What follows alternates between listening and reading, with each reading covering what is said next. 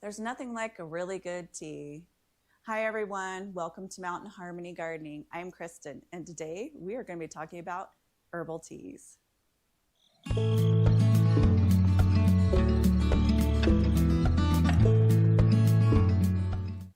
Hands down, my favorite drink is tea. Coffee and I don't get along at all. And I will drink tea morning, noon, night, doesn't matter. Donnie even has a mug of tea right now, and Sebastian enjoys it as well. So we have a wide selection of tea in the house all the time. The types of teas that we are going to be talking about today are herbal teas. They actually do not contain any of the tea plant. So the first thing we're going to talk about is, what is tea?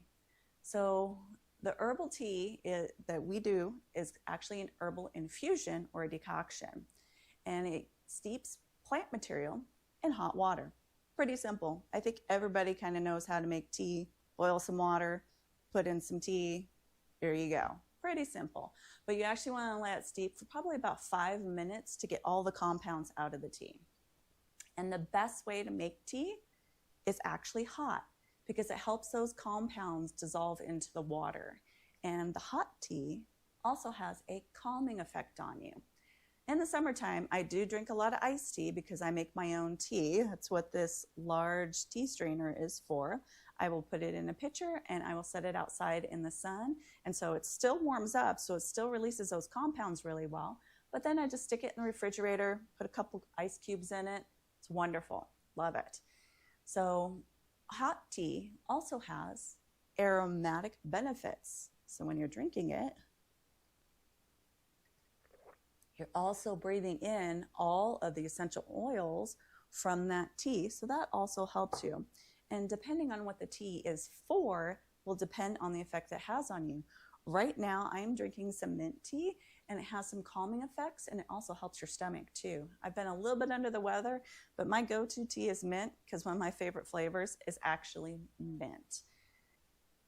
There are many benefits to drinking tea. Like I said, mint tea helps your stomach. Lavender tea helps you calm down. So does catnip tea. And catnip is actually in the mint family as well. But I love the fact that tea has so many different benefits. Next, I'm going to give you some recipes. Now I'm going to give you some recipes, and I actually have to read them off the sheet because they're quite long. And I'll go over some of the ingredients for some of these, and then I will post all of the ingredients for all the teas that I talk about in the comments below. First, I want to say you can buy tea at the store, or you can make your own. They even sell it in loose leaf. So like this big bulk one here, I use that for iced tea, and I put it in here. And I use these little ones for the little tea that I have here at home. So the first tea I want to talk about is probably one of my favorites besides peppermint tea, and it's lemon tea. And I use lemon balm, and then I dehydrate it. And then I also use lemon. I just slice it up, cut it into small wedges, and I dehydrate that as well, because you always want your tea to be dry. You can do it fresh, but I feel that it's a little bit better when it's dry, because you can put a little bit more in here, and the fresh is just not quite as strong as it is when it's dehydrated, which is opposite what they tell you when you're cooking. And then the other tea that I do is strawberry tea, and I take strawberry leaves and dehydrate them. And then I cut up the strawberries into little wedges again, pretty small, and I dehydrate those too. And both of those teas I drink just for flavor because they taste really good. And then another tea that I do is called mint sunrise tea. And it's 1 part mint to 1 part lemon balm, and then half part strawberry leaves. And you mix it all together, put it in a canning jar. Canning jars work for everything. I have a lot of them. And it is just another one of those ones that you drink whenever you want. Another one I do is sweet ginger morning tea. And it has licorice root, raspberry leaves, mint, ginger, and chamomile in it.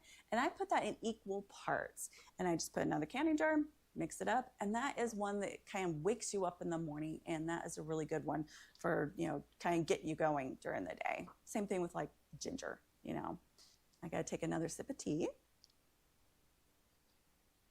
Because like I said, I've been a little kind of under the weather and my voice is starting to get froggy. So the other types of teas I make are more for health benefits. There is a Cramp Bark Tea that I make, and that is for when you have menstrual cramps.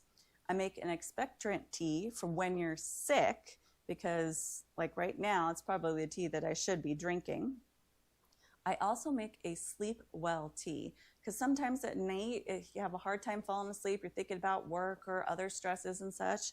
And this has 3 tablespoons of lemon balm, catnip, fennel, hops, chamomile, hibiscus flower. And you want to mix all those together and then just take out a little bit of it. And you can also sweeten it with a little bit of honey at night. And that really helps me sleep well.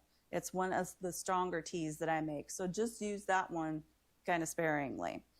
And then I also have one that I made after I had Sebastian, which was Postpartum Tea. And it kind of just nourishes your body after you've had a child.